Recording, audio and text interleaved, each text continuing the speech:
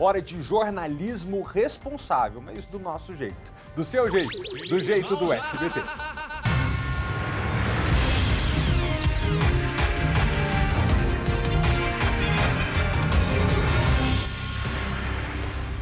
Polícia do Distrito Federal prende no interior de São Paulo membro do PCC, que geria de lá os negócios da facção criminosa aqui no Distrito Federal. No mesmo esconderijo estavam outros 2 bandidos. Um deles é suspeito de ter participado do mega assalto em Araçatuba. Ele estava com o braço ferido, provavelmente atingido por disparos na troca de tiros com a polícia. Polícia conclui investigação e indicia advogado por tentativa de homicídio em atropelamento de mulher no Lago Sul. Tatuzinho.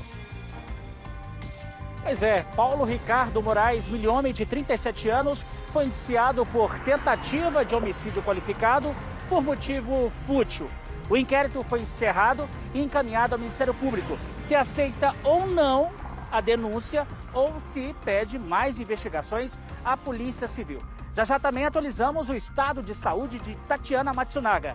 É daqui a pouco. Malta. Em uma década, a DF registra a maior queda do país em assassinatos cometidos por arma de fogo. Distritais aprovam 100 milhões de reais em subsídios para empresas de ônibus. Kátia Gomes. Apenas 4 deputados distritais foram contra o socorro às companhias. Eles não aceitam o argumento de que as empresas estão no vermelho. Já as companhias dizem que perderam sim faturamento na pandemia. Já a gente vai ao vivo com a Kátia. E o novo veneno das festas de jovens ricos. Bebida chamada Purple Drink usa potente analgésico para levar à alucinação. A polícia desarticulou a quadrilha que tinha um esquema para desviar receita médica e comprar codeína de forma ilegal. Já pensou se utilizasse inteligência para coisa boa, mas é para criar mais droga? Meu Deus! O SBT Brasília, primeira edição, faz um rápido intervalo. A gente volta já. Estamos de volta, 10 para meio-dia, estamos ao vivo. O Tribunal de Ética da Ordem dos Advogados do Brasil aqui no Distrito Federal decidiu ontem à noite pela suspensão preventiva de Paulo Ricardo Milhomem, 37 anos. Ele, que é advogado, atropelou a também advogada Tatiana Matsunaga, de 40 anos de idade, em cenas lamentáveis, horríveis, que a gente mostrou aqui no jornal na semana passada. Por 90 dias, ele não poderá advogar. Está preso, né, preventivamente, inclusive. Da cadeia não vai conseguir divulgar para ninguém. A polícia concluiu o inquérito do caso e o Tatuzinho tem as informações. Tatu, bom dia para você. Agora está com o Ministério Público, né? Eles que decidem o que vão fazer.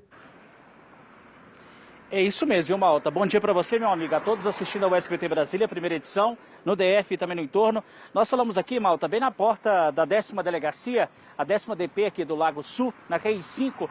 O caso foi registrado bem aqui próximo, a gente mostrou aqui no SBT, conversamos com os pais da Tatiana Matsunaga após acontecer, né, aquelas cenas daquela tragédia, aquele atropelamento onde Paulo Ricardo Moraes Milhomem, de 37 anos, de forma proposital, teria seguido aí o carro, né, da Tatiana Matsunaga e atropelado ela na porta da própria casa na QI 19. Ele foi preso em flagrante, inclusive no dia que tudo aconteceu, ele se apresentou aqui na delegacia acompanhado de um advogado de defesa, foi preso em flagrante por tentativa de homicídio fútil, né, qualificado por um motivo fútil, porque mesmo que ele teria se apresentado com o advogado no dia, né, o delegado deu a flagrância do crime por conta da cena que foi registrada, filmada por câmera de segurança e por todas as testemunhas que acompanharam o caso de perto. Entre essas testemunhas-chave, o marido da Tatiana, o Cláudio, que acompanhou tudo de perto junto com o filho dela, o mais velho, de 8 anos de idade. Ali ele foi preso em flagrante. Houve audiência de custódia, ficou de forma preventiva e agora, após alguns dias aí desse inquérito que andou aí, o trabalho da Polícia Civil, foi encerrado ontem à noite, esse inquérito à tarde, né? Ele foi indiciado realmente por tentativa de homicídio qualificado por motivo fútil. Esse inquérito foi remetido ao Ministério Público, que deve aceitar agora ou não denúncia contra o advogado Paulo Ricardo Moraes Milhomem, de 37 anos. E lembrando que se o Ministério Público aceita ou não, também pode pedir mais investigações aí para a Polícia Civil sobre esse caso aí envolvendo a Tatiana Matsunaga. E ontem mesmo, a outra novidade desse caso é que a Ordem dos Advogados do Brasil, aqui de Brasília, por meio de uma reunião, o Tribunal de Ética decidiu aí por 90 dias suspender os direitos aí de Paulo Ricardo Moraes Milhomem de exercer a função de advogado em qualquer parte do Brasil. Então, portanto, ele fica por 90 dias de forma preventiva aí para não exercer a função de advogado. O que o Tribunal de Ética levou em conta? A imagem que pode aí associar Paulo Ricardo à Ordem dos Advogados, ou seja, manchar a imagem da instituição. E além disso, Malta, atualizando essas últimas informações, a Tatiana Matsunaga, servidora pública e também advogada, ela ainda continua internada, o estado dela ainda é delicado, requer uma atenção especial.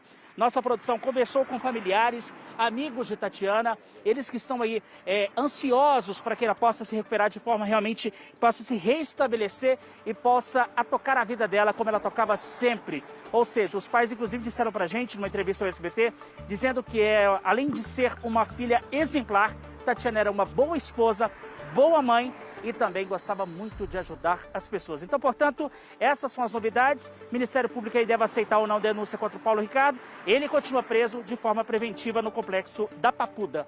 Grande Malta. Obrigado, Tatuzinho, pelas informações. E se tem um pessoal que tem criatividade, são os traficantes de drogas, né? Te contar um negócio. Depois da cocaína rosa que a gente mostrou aqui no jornal, agora 3 homens foram presos pela Coordenação de Repressão às Drogas, suspeitos de vender o tal do Purple Drink, que significa, é um termo em inglês para bebida roxa, né? É um coquetel que mistura álcool, doce, medicamento muito forte, de uso controlado, tudo isso ali no mesmo copo. É mole? A operação, também nomeada de Purple Drink, já investigava o grupo há pelo menos 6 meses. E como é que eles agiam? Desviando receitas médicas e falsificando carimbos e prescrições para comprar medicamentos legalizados e aí transformar esses remédios nessa bomba que, além de ser ilegal, evidentemente faz muito mal à saúde, né?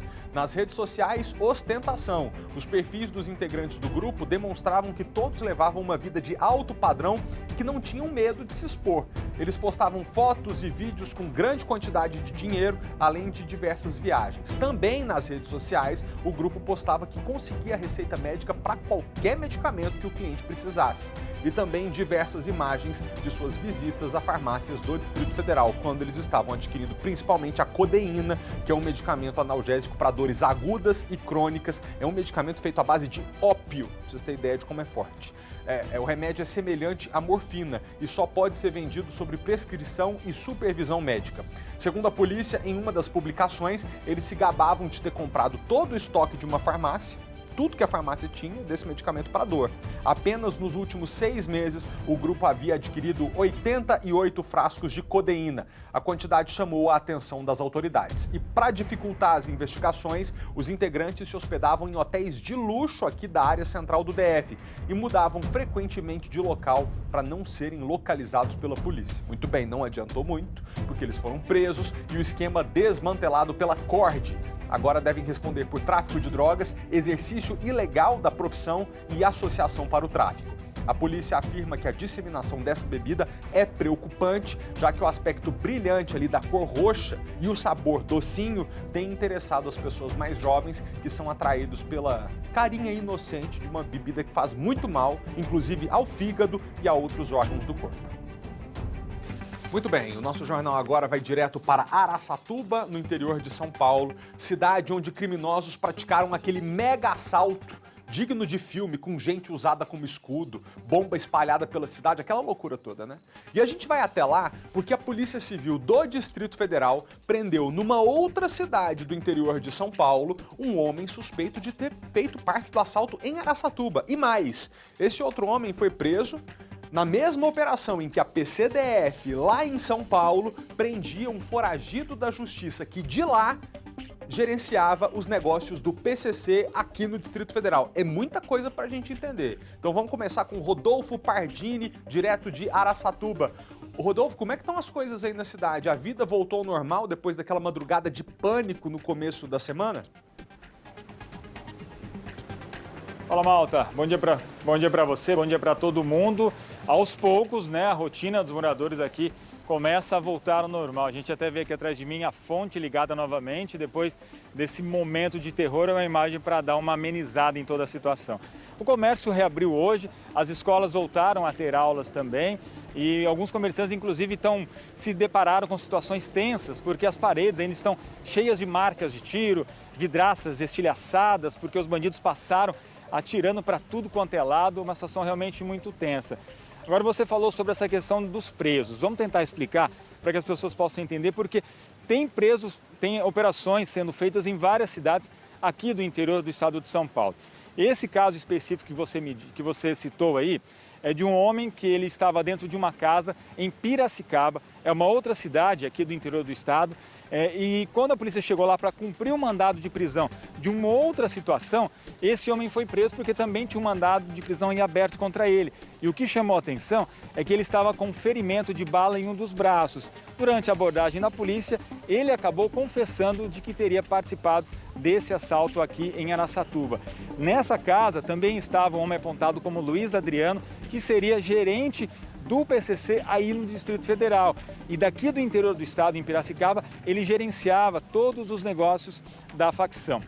Na operação, voltando a falar da operação dos presos aqui nesse assalto, além desse homem aí nessa casa em Piracicaba, um outro homem também deu entrada em um hospital de Piracicaba com ferimentos provocados por arma de fogo. Ele está internado em estado grave e, além dele, um homem foi preso em Campinas e um casal foi preso aqui mesmo em Araçatuba. Então, nessa operação toda do assalto, 5 pessoas suspeitas presas até agora.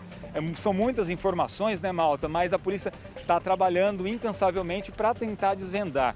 A princípio, a informação é de que pelo menos 20 criminosos tenham participado desse mega assalto, só que há conversas, já indícios de que possa ser muito mais, porque só de carros encontrados, apreendidos pela polícia, já são 7. Todos carros blindados, com aquela abertura para que os bandidos pudessem colocar o fuzil de dentro para fora. Quer dizer, 7 carros. Vamos colocar que tem pelo menos 2 em cada carro, que é o motorista, a pessoa que de repente ficava responsável aí por fazer esses tiros aí, já seriam 14. Fora as pessoas que espalharam bombas pela cidade, que eram bombas com sensor, que explodiam com a aproximação das pessoas. Inclusive um rapaz que passava de bicicleta por aqui, ele teve os 2 pés amputados, porque ele passou perto dessa bomba que explodiu. Realmente um cenário de guerra, e aos poucos a cidade começa a voltar à vida normal. Por enquanto, a Polícia Federal, que é responsável pelas investigações, não informou ainda a quantidade de dinheiro roubado do Banco do Brasil e também da Caixa Econômica Federal. A gente segue acompanhando toda essa história que aterrorizou os moradores aqui de Araçatuba e também da região, Malta. Dolfo, então é o seguinte, a polícia de São Paulo está atrás do pessoal que cometeu esse assalto lá em Araçatuba. É para você de casa entender, a Polícia Civil do Distrito Federal também estava no interior de São Paulo procurando por lá um homem foragido da justiça que de São Paulo gerenciava os negócios do PCC aqui no Distrito Federal. Quando foram prender esse homem, acabaram prendendo também um suspeito do assalto lá de Araçatuba. A gente vai falar ao vivo daqui a pouquinho com o delegado do DF responsável por essa prisão. Mas antes é o seguinte, Rodolfo, ele que está acompanhando a situação lá em Araçatuba também acompanhou o trabalho da prisão desses 5 suspeitos que ele acabou de mencionar. Então, antes da gente falar com o delegado do DF, a gente vê essa reportagem. Os artefatos foram recolhidos pelo esquadrão antibomba da PM e levados para a detonação no aterro sanitário da cidade. As bombas, que possuem sensor e são ativadas com a aproximação de pessoas, foram espalhadas pelos criminosos em vários pontos da cidade. Um dia após os ataques, o cenário de guerra foi visto em muitos locais. Paredes têm marcas de tiros de fuzil. Tinha bomba aqui perto, aqui não dava para sair. Tá tudo tentando voltar ao normal hoje mesmo. Novas imagens divulgadas pela polícia mostram reféns em cima dos carros dos criminosos, que dirigem em alta velocidade. Tiros são disparados e quebram vidros de uma loja. A Polícia Federal assumiu as investigações do caso porque os bancos atacados são instituições ligadas ao governo federal. Peritos estiveram nas agências invadidas. A área central da cidade só foi liberada no início da tarde desta terça-feira. Até agora, a polícia prendeu 5 suspeitos em cidades do interior de São Paulo, 2 aqui em Araçatuba. Trata-se de um casal que é apontado como olheiro da quadrilha. Em Campinas, um homem foi preso e em Piracicaba, 2 homens. Um, inclusive, deu entrada em um hospital da cidade com ferimentos provocados com arma de fogo. Ele está sob escolta da polícia. Um bandido morreu durante troca de tiros com a polícia. 2 moradores da cidade também morreram. Os corpos deles foram enterrados nesta terça-feira em cemitérios de Araçatuba. Renato Bortolucci da Silva tinha 38 anos. Era dono de um posto de combustíveis. Ele foi morto enquanto filmava a ação dos bandidos. Eu acho que ele pensou que estava numa distância segura do assalto. E ali ele foi alvejado, né? A outra vítima é Márcio Vitor Poça da Silva, de 34 anos. O pai dele disse que o filho foi abordado pelos assaltantes para ser usado como escudo humano e foi morto com 10 tiros. Aí ele foi executado lá. Eu acho que ele deve ter caído ou tentou fugir, né? Aí deram um monte de tiro nele. Pois é, como eu mencionei há pouco, um dos suspeitos de participar desse mega assalto em Araçatuba foi preso pela Polícia Civil do Distrito Federal. E esse homem estava em Piracicaba, também interior de São Paulo, com outros 2 criminosos que participaram do ataque. A repórter Amanda Campos está na capital de São Paulo, ao lado do delegado do DF, Adriano Valente. Boa tarde, Amanda. Oi, Felipe, boa tarde para você e para todo mundo que está ligadinho aqui com a gente. Bom, o que aconteceu, Felipe, até para o pessoal que está nos assistindo entender melhor esse caso. O pessoal de Brasília, da Polícia de Brasília, ligada principalmente à repressão do crime organizado, comandado aqui pelo doutor que está ao meu lado, Adriano Valente, eles chegaram até este sítio em Piracicaba, que fica a aproximadamente 150 quilômetros de onde nós estamos aqui na capital paulista, para cumprir um mandado de busca e apreensão quando se surpreenderam com um homem conhecido pela alcunha, esse não é o nome real dele, Luiz Adriano. Ele teria então um tiro, uma marca de tiro no braço direito. Além dele, foi preso também um outro integrante da maior facção criminosa do Brasil, conhecido como Guilherme Ciarelli dos Santos, e um terceiro suspeito. Agora, no caso deste chefe da célula da organização criminosa em Brasília, no Distrito Federal, foi cumprido um mandado de prisão preventiva, ou seja, o juiz não tem data para liberar, para soltar este acusado. Ele já é considerado acusado, ele inclusive já está no sistema penitenciário aqui da capital paulista, não deve ser transferido para o Distrito Federal, mas faz parte daquela operação que vocês fizeram, né, doutor, chamada de tríade, há aproximadamente 2 meses e meio. Quando o senhor chegou neste sítio, com o apoio da polícia aqui do estado de São Paulo, este homem, conhecido, né, pela liderança do PCC no Distrito Federal, ele se recusou à surpresa, ele falou alguma coisa para o senhor naquele momento? Boa tarde. Boa tarde. Sim, a gente deflagrou a Operação Tríade, a Delegacia de Repressão ao Crime Organizado da Polícia Civil do Distrito Federal, há cerca de 2 meses. Desarticulamos essa célula criminosa do PCC no DF. Faltava realizar a prisão apenas do seu líder, que atende pela alcunha de Luiz Adriano, que se encontrava foragido desde então. Então, realizamos diligências investigativas, conseguimos localizá-lo na cidade de Piracicaba, enviamos uma equipe da Polícia Civil do Distrito Federal, que, com o apoio da Polícia Civil de São Paulo, efetuou a prisão do Luiz Adriano, do indivíduo que responde pela alcunha de Luiz Adriano, que é o chefe do PCC no DF. Ao realizar a prisão dele e o cumprimento do mandado de busca, no mesmo local se encontravam mais 2 membros do PCC de São Paulo, sendo um deles o provável autor, um dos prováveis autores desse mega assalto na cidade de Araçatuba. O senhor estava me contando antes de entrar ao vivo que, inclusive, essa liderança da organização criminosa no Distrito Federal também pode ter participado ativamente dessa ação em Araçatuba. Inclusive, ele estava machucado, é isso, doutor? Na realidade, quem estava machucado era o segundo, era o Guilherme. Ele estava com esse ferimento de bala no braço. Então, questionado, isso obviamente chamou a atenção dos investigadores, questionado de onde teria vindo esse disparo, ele acabou admitindo que estava envolvido nesse mega assalto. Então, com relação a ele, nós temos certeza do seu envolvimento, porque ele admitiu, e os outros 2 membros do PCC que se encontravam no local, entre eles o líder do PCC no Distrito Federal, não admitiram essa participação, mas a hipótese não está descartada, as investigações continuam. Doutor, o senhor que atua realmente na repressão do crime organizado, acredita que essa ação audaciosa, como a gente tem visto, principalmente aqui no interior de São Paulo, não só aqui também no Nordeste, em outras regiões do país, qual é o objetivo deles? É pegar dinheiro mesmo para armar ainda mais essa organização criminosa? Eles são realmente organizados quando se trata de armamento, de tráfico de drogas? Sim, esse tipo de modalidade criminosa, que é conhecida como novo cangaço, serve para amedrontar a população, para demonstrar esse poderio da facção criminosa e, ao mesmo tempo, para arrecadar dinheiro que é utilizado na compra de mais drogas, né, para a multiplicação desses valores e também de armas de fogo, inclusive armas de fogo pesadas, como as usadas, inclusive, na própria ação criminosa. Vamos falar um pouco sobre a prisão desse chefe da célula no Distrito Federal. Doutor, este homem mandava prender, mandava soltar? Qual que era a atuação real dele no Distrito Federal? Sim, a função dele era a de líder mesmo da célula. Essa facção criminosa de envergadura nacional é dividida em várias células, que são chamadas de sintonias, e a sintonia do Distrito Federal era comandada por esse indivíduo. Então, sim, é ele quem decidia sobre a morte de eventuais rivais, né, eventuais ordens para assassinatos, roubos e como seria movimentado o dinheiro arrecadado pela organização criminosa no Distrito Federal, com drogas e armas e tudo mais. Mas a Polícia Civil do Distrito Federal mantém um monitoramento ininterrupto sobre essas células do PCC que tentam se radicar na capital federal. Então, desde 2014, a gente já realizou cerca de 10 grandes operações policiais e até o momento a gente tem obtido êxito em impedir que o PCC realmente se implemente no Distrito Federal. Não há uma atuação firme dessa facção criminosa no DF, como a gente enxerga em outras unidades da federação.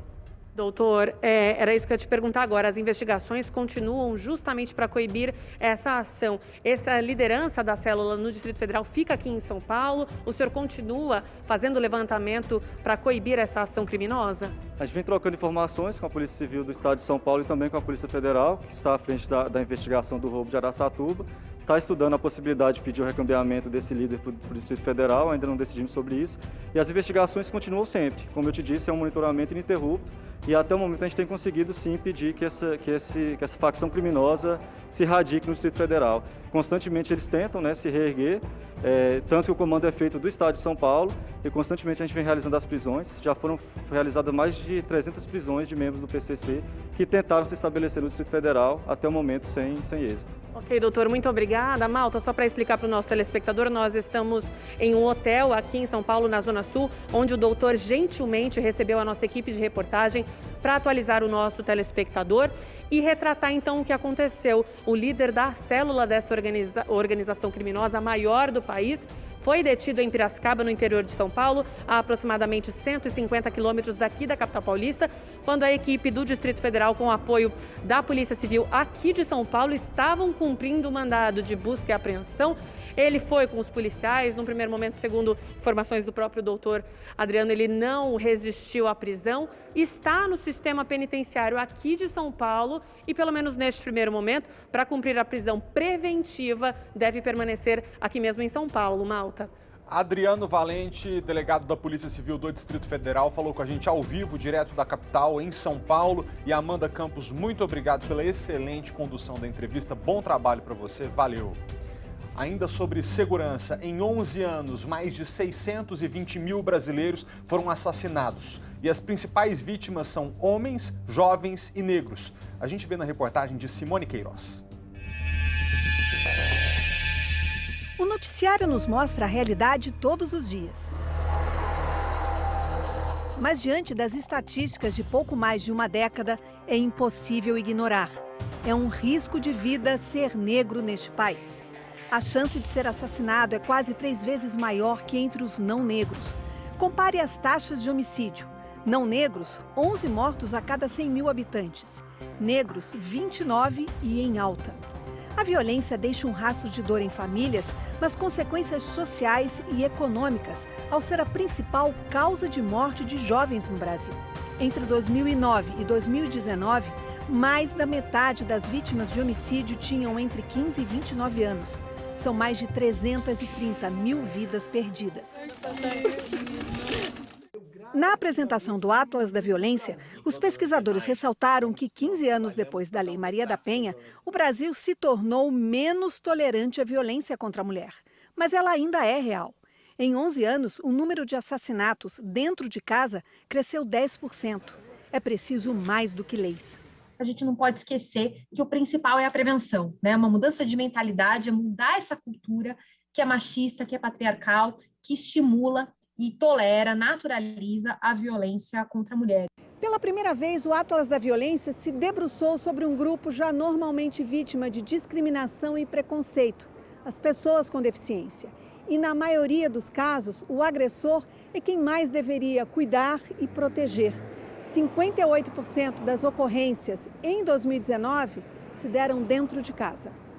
As vítimas mais frequentes têm entre 10 e 19 anos. A violência física é a mais empregada, sobretudo contra os que têm deficiência intelectual. Logo, os com maior dificuldade de denunciar a agressão. Caso de Gabriel, de 25 anos, que você vê nessas imagens gravadas há 2 semanas. Ele apanha com uma pedra e é arrastado pelo criminoso. Gabriel tem mobilidade reduzida e deficiência intelectual após um acidente quando criança. A mãe não se conforma. Ele judiou muito do meu filho, que ele pisoteou, no rosto do Gabriel. Pisou demais. Foi maldade por causa do dinheiro. Mas antes da violência está a exclusão. Por isso, os autores da pesquisa defendem políticas que promovam a convivência, como as escolas, onde estudantes com e sem deficiência dividem as mesmas salas de aula e as lições de respeito. A palavra, quando ela é sinalizada no sentido da inclusão, do pacto civilizatório, ela já gera um processo social a favor da paz, a favor de menos violência. Quando a palavra, por altas autoridades, ela vai no sentido da discriminação, ela está exatamente criando um ambiente propício para o aumento dessa violência. O que a gente viu agora foi o panorama nacional do Atlas da Violência. Nossa sorte é que aqui no Distrito Federal os números estão melhores e a redução nos assassinatos cometidos com arma de fogo é a mais expressiva do país.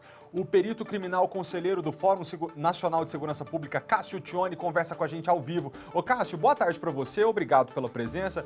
A gente pode compreender dessa maneira, né? O DF está mais seguro mesmo? Assassinatos em queda e também em queda aquela parcela cometida com arma de fogo?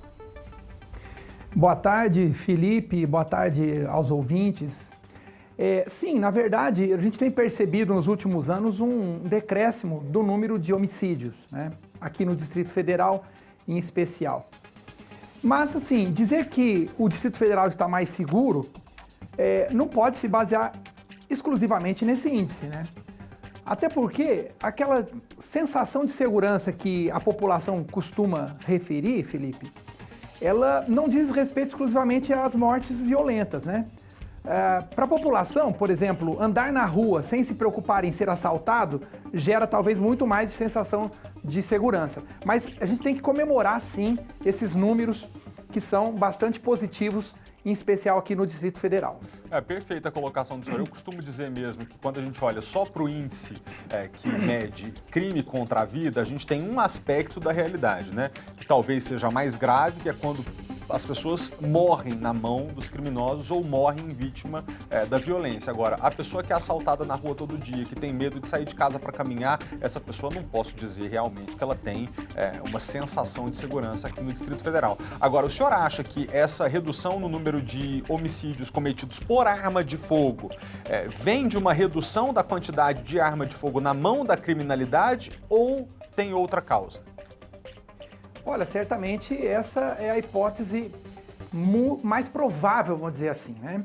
Existem muitos estudos, Felipe, que mostram que menos armas circulando, né, menores as taxas de homicídio. Se você não tem a oportunidade de usar esse instrumento como um instrumento lesivo, é óbvio que o seu emprego vai cair na proporção em relação aos demais tipos, né, de modalidades de instrumentos que se usa na prática de crime.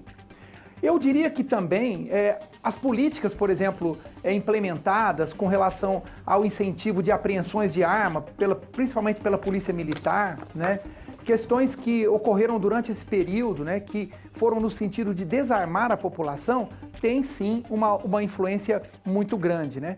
Ao contrário do que tem acontecido atualmente, né, em que a gente tem experimentado uma inversão, né, dessa política, que talvez, infelizmente, venha a se refletir de forma negativa nos dados de 2020 e 2021.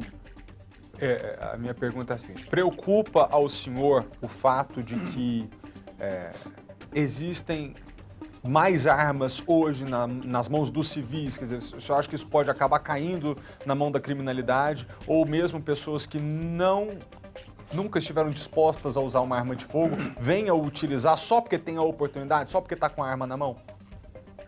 Sim, preocupa muito, né? Essa facilidade maior das pessoas não só adquirirem armas, mas adquirirem também muita munição, né?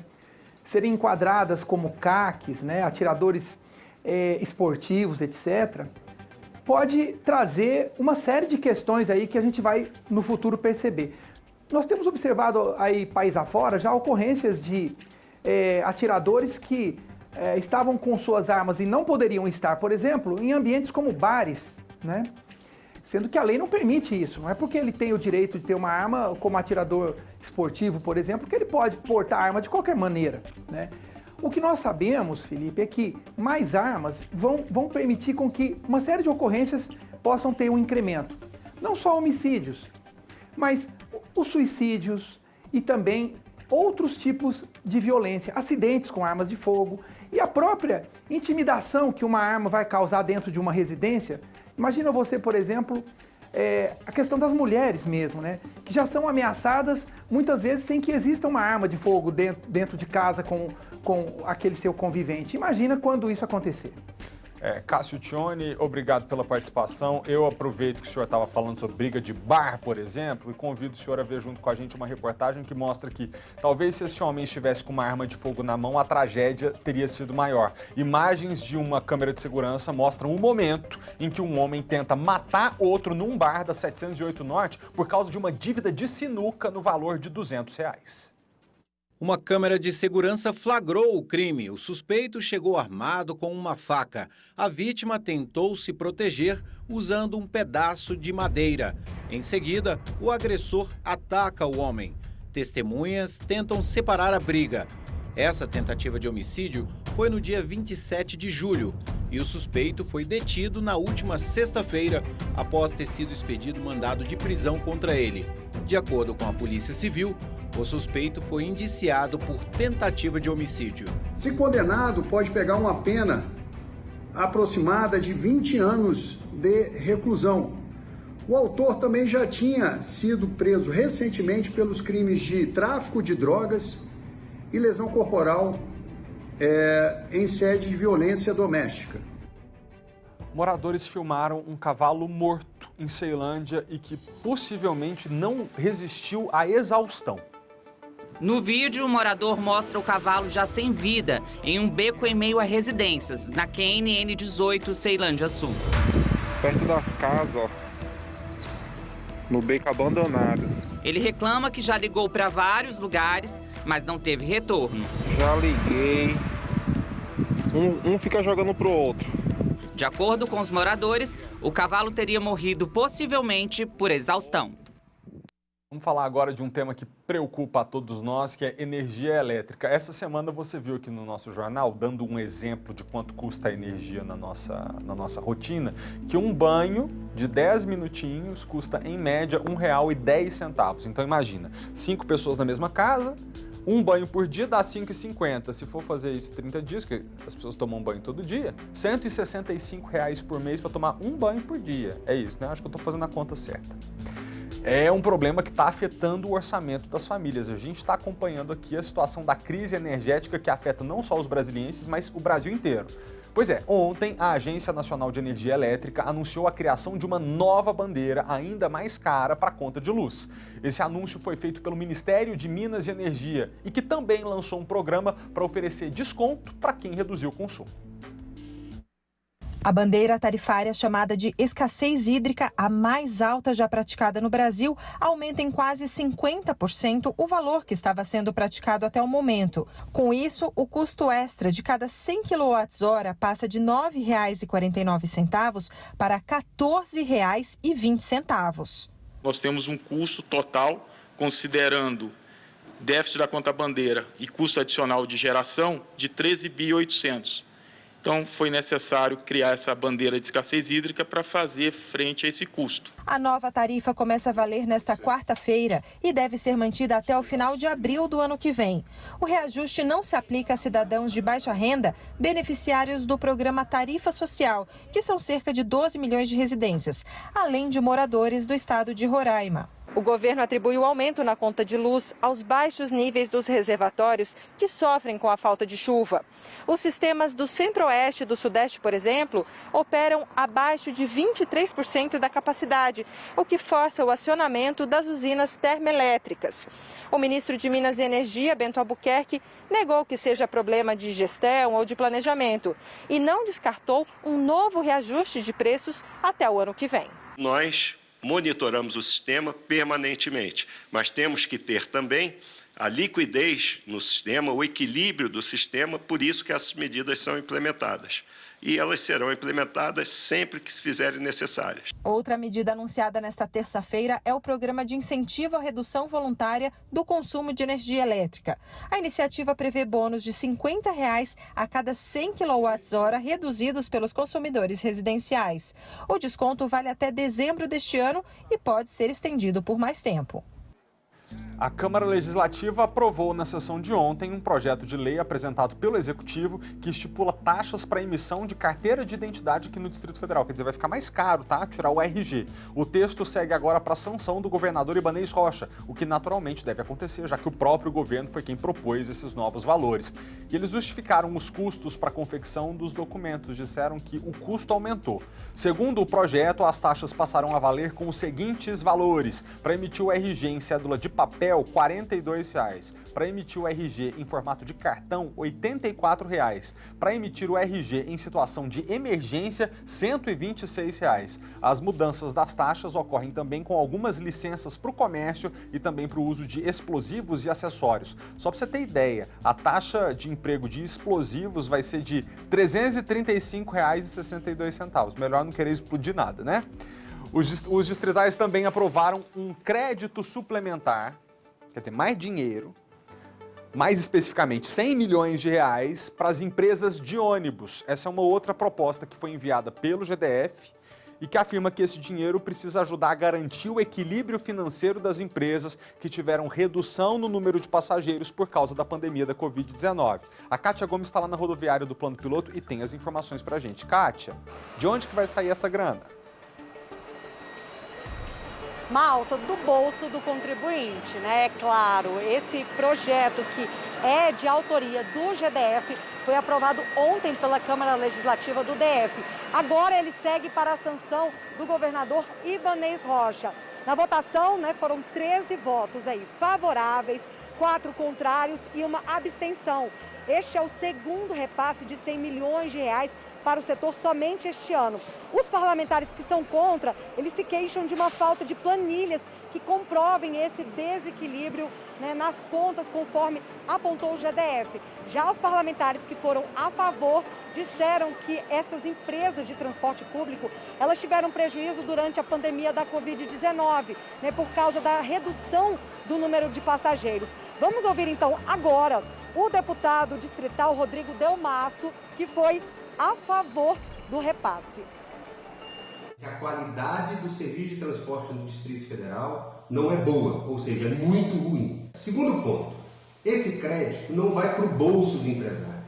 Esse valor é para pagar um contrato que o GDF tem com as empresas de ônibus e este recurso serve para custear todas as despesas do transporte, inclusive o pagamento de funcionários. Vale ressaltar, só para você ter uma ideia, que o custo do transporte só com gratuidades, com subsídios que foram assumidos pelo governo, é mais de 70 milhões por mês. Lembrando que não foi este governo que assumiu, foram governos anteriores. E a própria Câmara Legislativa que aprovou algumas gratuidades. É curioso, né, Kátia, que não teve unanimidade nessa matéria. Teve deputado da base, teve deputado da oposição, todo mundo votou meio que de forma descoordenada. Entre os que estavam contra o repasse de R$100 milhões para as empresas de ônibus, tinha gente da esquerda, da direita. Que polêmico isso, hein? Muito polêmico, pois é, um bom exemplo é o deputado Chico Vigilante, que é da oposição, mas ele votou a favor desse projeto. Mas vamos ouvir então, Malta, nas ruas, né, aqui quem usa o transporte público, sobre a opinião deles, se vai melhorar ou não, se eles acreditam que esse valor pode mudar alguma coisa. Tudo bom? Deixa eu falar com você, pessoal. Você sabe que o pessoal na rua fica um pouco tímido. Deixa eu pedir uma opinião da senhora sobre o transporte público. Você acha que é bom o transporte? É complicado fazer entrevista ao vivo, mas a gente vai continuar tentando. Deixa eu falar aqui com essa senhorinha. Tudo bom com a senhora? A senhora costuma pegar ônibus? Vou pegar. A senhora pega? A senhora acha que o transporte é bom ou precisa melhorar? Tá melhorando, tá? Tá melhorando? Tá. Deixa eu tentar aqui falar com mais uma pessoa. Você pode falar comigo? Eu só queria saber sua opinião sobre o transporte público. Você acha que pode melhorar? As empresas elas vão receber um repasse aí de R$100 milhões? pode sim, pode melhorar sim. Acho que hoje sofre muito com falta de ônibus e o excesso de pessoas nos ônibus. Os ônibus andam muito lotados, então acredito que com o aumento das linhas de ônibus poderia diminuir a transmissão do Covid. Pois é, hoje está lotado, né? A gente sabe disso e tem a questão da pandemia, então um dinheiro extra aí poderia ajudar a melhorar. Sim, poderia ajudar a melhorar sim, aumentando as frotas de ônibus. Deixa eu tentar mais uma pessoa, Malta. A gente sabe que conversar com as pessoas assim de surpresa, né? Nem todo mundo gosta de aparecer na televisão, mas deixa eu tentar aqui. Qual que é a sua opinião em relação ao nosso transporte público? Então, é meio difícil, demora muito, lotado e é complicado.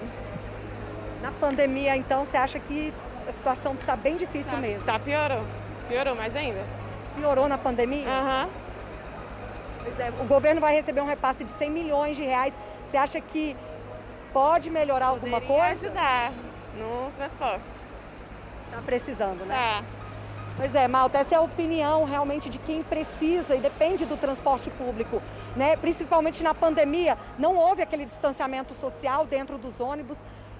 Os passageiros, eles andam aglomerados, então é uma esperança. Esse valor aí, quem sabe, né? Alguma coisa pode melhorar no transporte público aqui do DF. Eu volto com você. Pois é, Kátia é sempre guerreira, né? Tentar essas entrevistas ao vivo é sempre complicado, mas ela conseguiu. A gente quer ouvir agora um deputado distrital que votou o Reginaldo Veras, que votou contra o repasse de 100 milhões de reais. As empresas de ônibus já ofertam um péssimo serviço. O usuário é tratado ali como bicho, se comportando às vezes os ônibus como uma lata de sardinha. Eles dizem que estão no prejuízo. E você, cidadão, que pega ônibus lotado de manhã e à tarde, que paga imposto pesado, que paga tudo caro, você concorda que o governo repasse 100 milhões de reais para os donos de empresa de ônibus? Eu votei contra esse absurdo, eu tentei barrar esse absurdo, infelizmente não consegui. É o seu dinheiro, é o dinheiro do pobre que está sendo repassado para os ricos, para os donos de empresa de ônibus. Deixa eu tirar um minutinho aqui do jornal e tentar só explicar o seguinte. Pessoal, quando existe um contrato na administração pública, funciona mais ou menos assim. Tá, o GDF tem a empresa de ônibus, ela ganha a licitação, eles estabelecem um contrato para ela prestar o serviço de transporte público aqui no Distrito Federal. Nesse contrato tem a previsão de quanto que a empresa vai faturar, quanto que o GDF tem que repassar, e aí fica acordado o seguinte, que se houver alguma situação atípica, como foi a pandemia, que faça esse contrato desequilibrar, quer dizer, ficar ruim para a empresa, ou se ela pode quebrar por conta disso, é papel do Estado reestabelecer o equilíbrio desse contrato. O que as empresas estão dizendo? Que, olha, na pandemia ficou difícil para a gente, diminuiu o passageiro, aumentou nosso custo, a gente precisa que vocês entrem com mais dinheiro. A gente viu que a maioria dos deputados distritais topou repassar esses 100 milhões de reais. O que nós questionamos aqui é porque lá nas ruas a população diz que durante a pandemia pode até ter tido menos passageiro, mas também teve menos frota, porque está todo mundo espremido dentro dos ônibus. A gente viu tantas vezes que um ônibus que cabia 50 tinha 70 pessoas. Ou seja, é preciso só investigar melhor esse argumento, porque tudo bem, é preciso fazer o contrato estar equilibrado de novo, mas que isso não custe o desconforto da população na hora de utilizar o transporte público, né? E um cigarrinho, hein? Para relaxar, para passar o tempo, ou por compulsão mesmo, Deus me livre. Mas durante a pandemia o consumo aumentou muito. Mas olha, é possível tratar esse vício e tem muita gente conseguindo finalmente parar de fumar. A Kelly e o Flávio estão casados há 1 ano e meio. Os dois adoram ver filme, amam rap, música eletrônica. Entre tantas coisas em comum, o casal também compartilhava o vício pelo cigarro. Dava um estresse, fumava de novo, qualquer coisinha era motivo para estar fumando. Para piorar, veio a pandemia e o Flávio ficou desempregado. Sei lá, o que eu vou fazer? Aí eu ia lá e fumava cigarro e parecia que, me dava um aliviado, entendeu? E aí nisso eu comecei a comprar cigarro, carteiras, né? E fumar mais. E o Flávio não é o único que tem fumado mais durante a pandemia. Um levantamento da Fiocruz avaliou as mudanças na vida dos adultos brasileiros relacionadas ao distanciamento social. Das 45 mil pessoas ouvidas em todo o país, 5.420 eram fumantes. E 34% deles disseram que aumentaram o consumo de cigarros nesse período. A Kelly decidiu parar de fumar. Desde outubro do ano passado, não coloca um cigarro na boca. Ela teve um incentivo e tanto, a maternidade. Ficou grávida do segundo filho. O Theo está com 1 mês e ela não pretende voltar a ser fumante. Hoje em dia eu me sinto até melhor, mais saudável, eu consigo me alimentar melhor, eu consigo fazer uma caminhada sem aquele cansaço que me dava antes, eu consigo dar uma corrida sem aquele cansaço.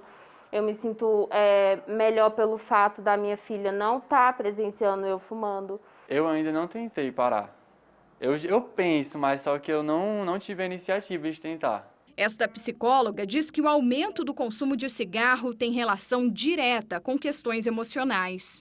É essa ação que acontece no cérebro, né? A gente precisa consumir algo para que esse algo me libere uma endorfina, me libere uma sensação de prazer, me libere uma coisa gostosa e que eu possa me distanciar um pouco dessa questão do perigo e da vulnerabilidade. O DF tem 80 centros cadastrados que oferecem tratamento a pessoas que desejam parar de fumar. Em 2020, 757 usuários foram atendidos. Nos primeiros 4 meses desse ano, 229 fumantes buscaram ajuda. 95 largaram um cigarro. Diversas são as formas de combater essa doença, principalmente a comunicação, a orientação e a educação da população. Ofertar ao paciente o tratamento medicamentoso à base de adesivos de nicotina e ansiolíticos ajudam nesse processo, além do acompanhamento psicológico. O cardiologista também alerta para os riscos a médio e longo prazos. Os produtos do tabaco promovem o desenvolvimento de diversos tipos de câncer. Câncer de intestino, câncer de boca, câncer de laringe, câncer de pulmão, além de diversas doenças cardiovasculares. Sempre há tempo de parar. Com paciência, o resultado vem. É muito bom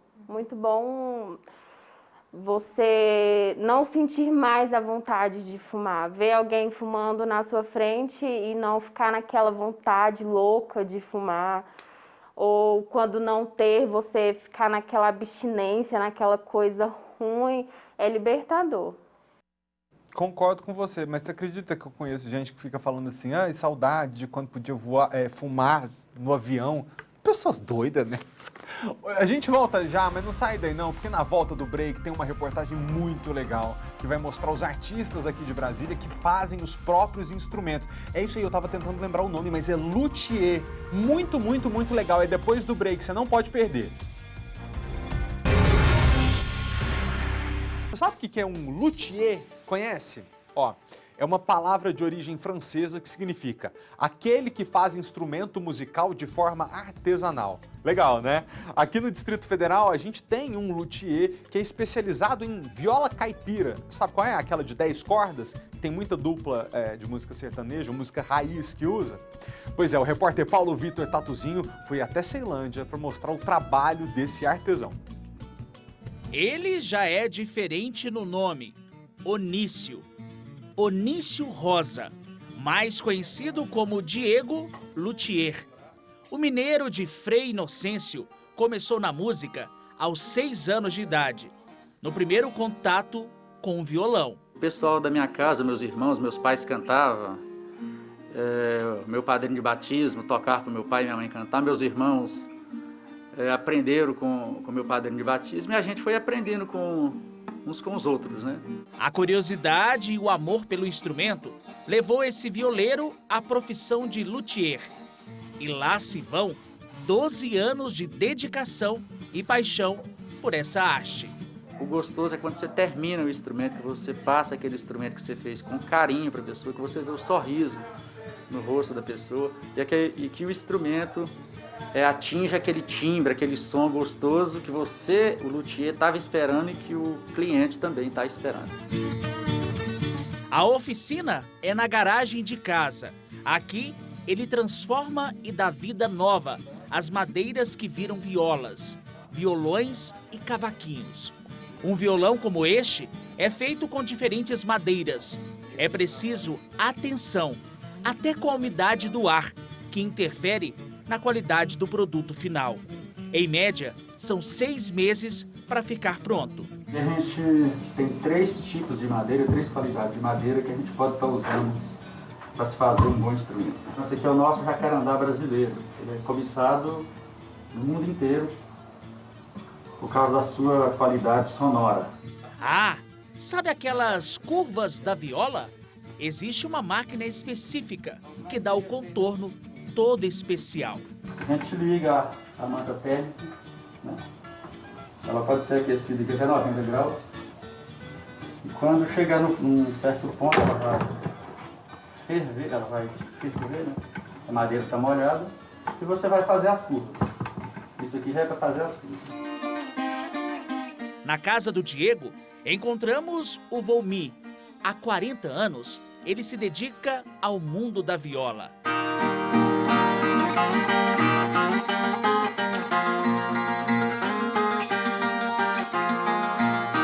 A viola que ele toca aqui foi feita pelo amigo luthier. São violas que dificilmente você encontra hoje no Brasil, né? E quando ele te entrega, você tem a garantia de que o instrumento não vai dar problema, né?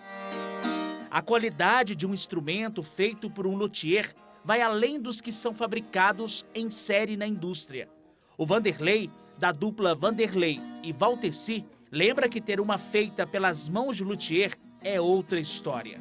A viola que é feita por luthier, a viola que é feita artesanalmente, como essa aqui, então ela é feita exclusivamente para você, igual essa foi feita para mim. Para finalizar essa matéria com chave de ouro, falando desses instrumentos, viola, violão e a fabricação desses materiais aqui em Ceilândia, maior cidade do Distrito Federal. Vamos de palhinha? Vamos lá. Vamos ouvir? Vamos cantar e tocar, né? Então bora lá. Vamos tocar para alegrar os corações.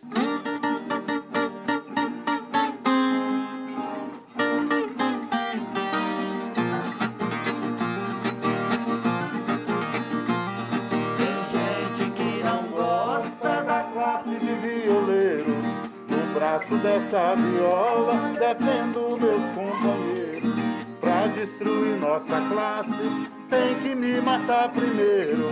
Mesmo assim, depois de morto, ainda eu atrapalho. Morre o homem, fica a fama, e minha fama dá trabalho. Isso aí com a cachaçinha do lado e os amigos gritando: truque, 6, 9, ladrão. Bom, né? Amanhã a gente se vê 15 para meio-dia aqui no SBT Brasília. Tchau!